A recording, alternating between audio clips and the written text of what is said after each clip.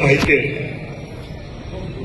ही बारामती, सगळे बारामतीकर नुसतेच दादांचे आणि दादा सारखे बोलायचे ते आहेत कारण तुम्ही आहात म्हणून महाराष्ट्र आहे.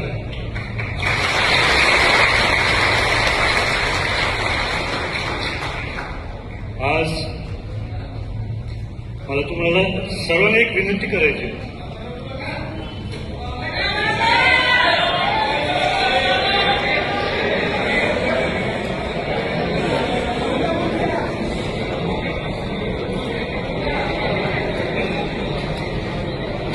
अठ्ठावीस तारखेला थोरवर अडू शकलो, दादांचं रक्त आहे, शेवटपर्यंत थांबलो.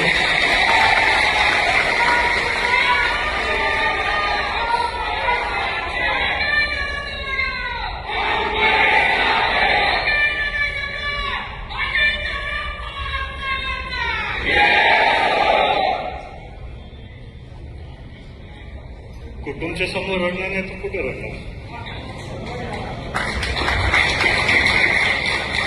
तर मला आपल्या सर्वांना विनंती करायची.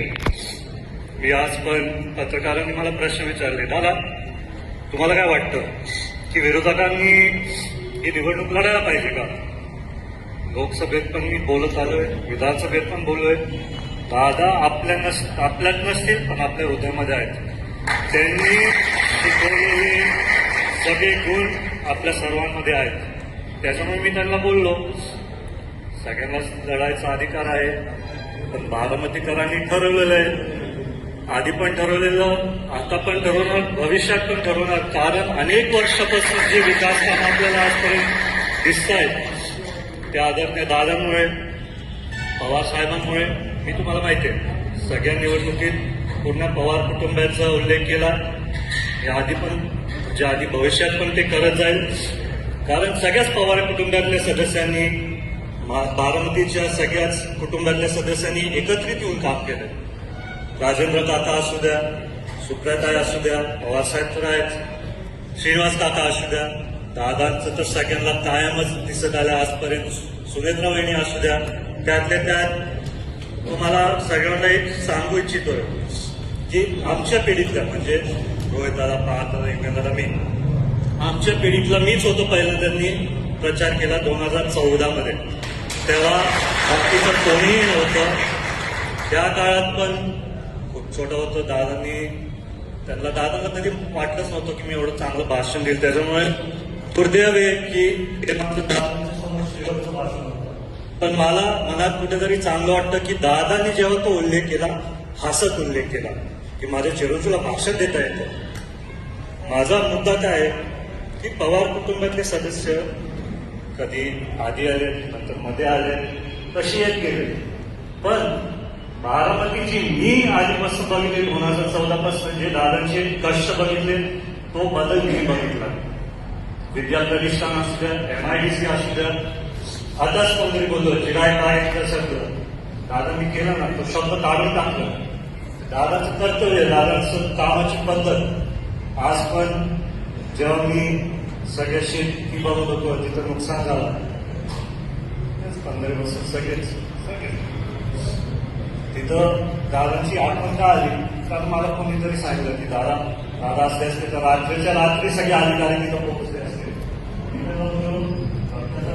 शिकतो थोडं येईल तुमच्याकडे.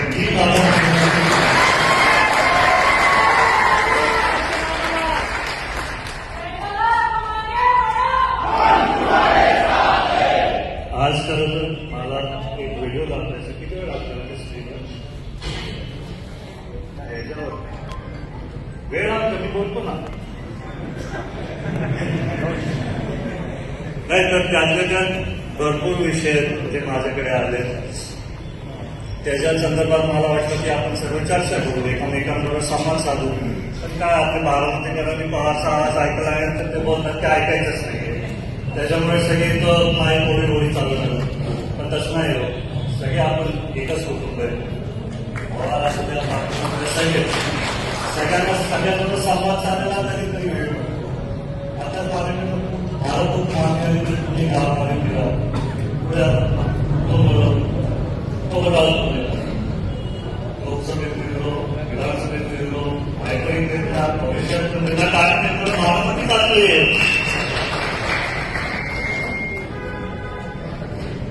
विकास कामं तर मी यादी बघितली, आचारसंहिता चालत म्हणून मी जास्त बोलू नाही शकत, पण भरपूर कामांची योग्य पद्धतीने चालू आहे, निधी तिथं चालू आहे.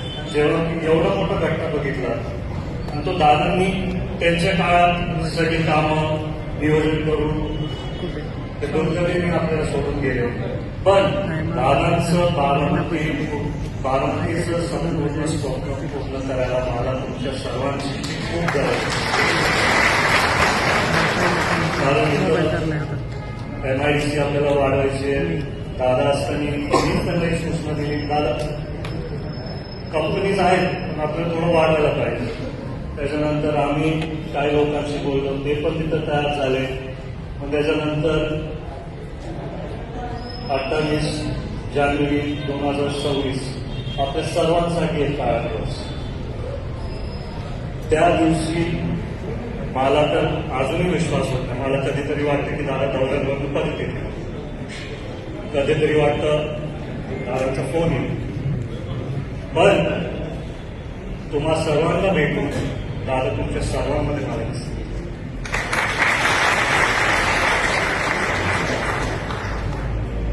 मला काय पत्रकारांनी विचारलं की तुम्ही पत्रकार परिषद देणार होता, त्याच्या संदर्भात काय झालं.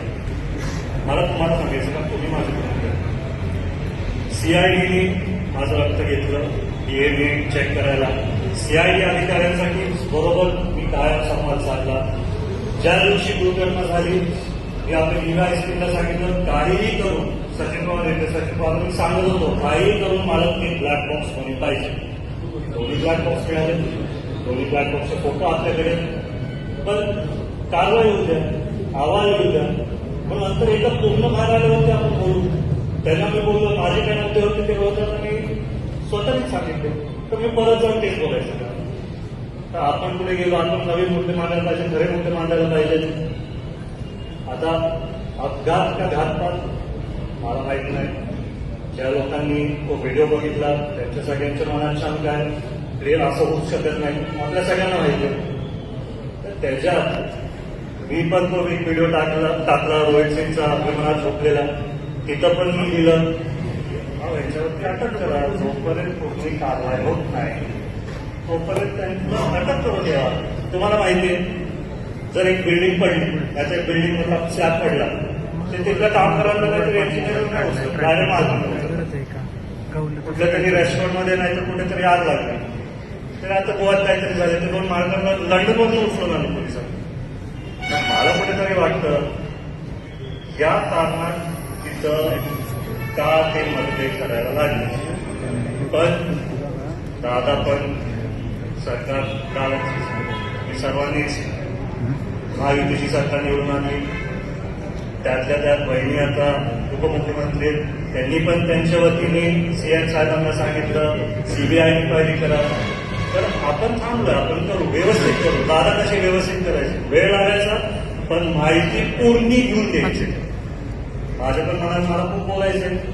मी पत्रकारांना बोललो, फायनल अहवाल येऊ द्या.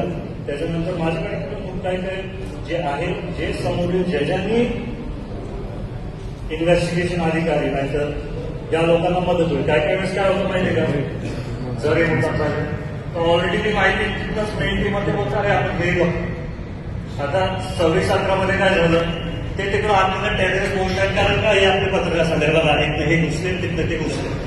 त्याच्यानी सगळे तपास यंत्रणांना धक्का बसतो. त्याच्यामुळे मी नाही बोललो.